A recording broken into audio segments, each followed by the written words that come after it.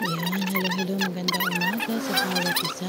Yan po, nakikita nyo yan, tayo naglalakad upang tayo ay pumunta sa gawain ng ating Panginoon. Siyempre, ang pinakahinihintay natin pagkat Saturday, kasi Saturday po ang day of dito at Saturday din po ang aming pagsimba sa ating Panginoon. Na kailangan din tayo nakalimot magpasalamat sa ating Panginoon na tayo ay nag-gather ng kapatid, mga kapamilya at kapuso ng ating Panginoon upang sumamba tayo sa ating Panginoong Jesus.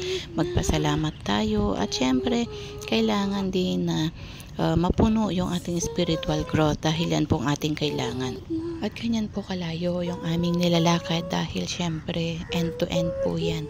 So from our house, naglalakad po kami papuntang bus station pag wala ka makitang sasakyan o car lift hanggang doon sa bus station. Medyo matagal kasi alam niyo na ang lola matagal maglakad. So mga 20 minutes siguro yung paglalakad ko from the house to bus station. So ganun po siya kalayo at napakainit. Grabe po ang init pero kailangan po nating maglakad at magtiis. Siyempre, points po yan. At siyempre, kailangan din po natin ng exercise. Yan po yung pinaka-good exercise namin. Kaya nakita nyo naman, toink.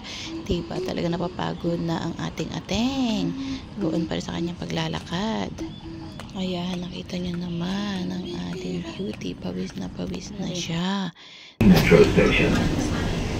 Pawis at init. Diba? And of course, yan naman sa train. Train tayo.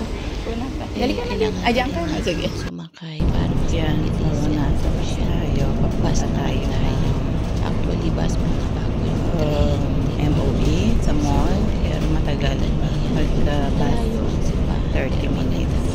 Ay, car lift. Pero pag ganito, 45 o 1 hour. I hope na magsimba.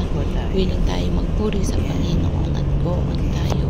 Yan po ang pinaka-the best na ating gawin dahil nakikita ng ating Panginoon yung mga effort natin, yung mga may mga struggles man, but still we are here. We have this opportunity to worship Him freely at i-declare na sasabihin natin, Lord, you are good. Amen, church?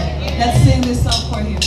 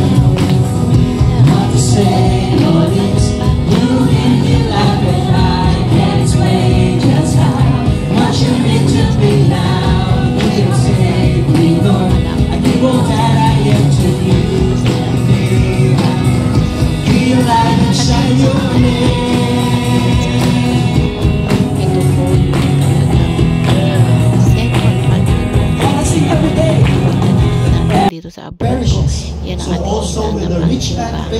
Kailangan po na nag-grow din tayo ng spiritual natin.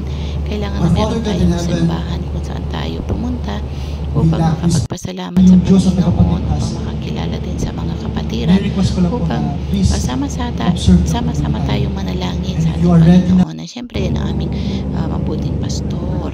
And of course, dahil first Sunday of the month, yan po, or Saturday, siyempre nagbibigay po tayo ng communion, diba, o last supper na tinatawag. Yan po ang pinaka-importante, ang meaning yan. Ang po ba meaning yan? Siyempre, yung pagkadet, napakamatay na Panginoon sa cross ng Kalbaryo. Siyempre, para po sa atin dahil sa kanyang pag-ibig sa kanyang mga anak. At siyempre, meron din tayong kids place. Biro mo yung bata na nagbibigay ng kalakasan sa ating Panginoon. Binibigay na po nila yung mga talent nila, yung mga gift nila. How much more tayo? Ano man po yung mga talents natin na natatanggap sa ating Panginoon? Ibigay po natin sa ating Panginoon. And of course, syempre, meron po birthday celebrant na mga nasa alam. Sarap ng cake pa. Saan ang cake? Hirap din ang kape natin dahil gutom na. Napakainin na natin ang physical natin.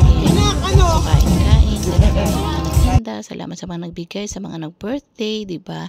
Na nagbigay sila. And of course, yan, di maalis sa atin yan ang mga selfie photos. Kailangan nandyan na photo-photo naman tayo para sumaya naman tayo magkakapatid sa ating Panginoon. So muli, shalom, shalom, and God bless you all. Bye for now.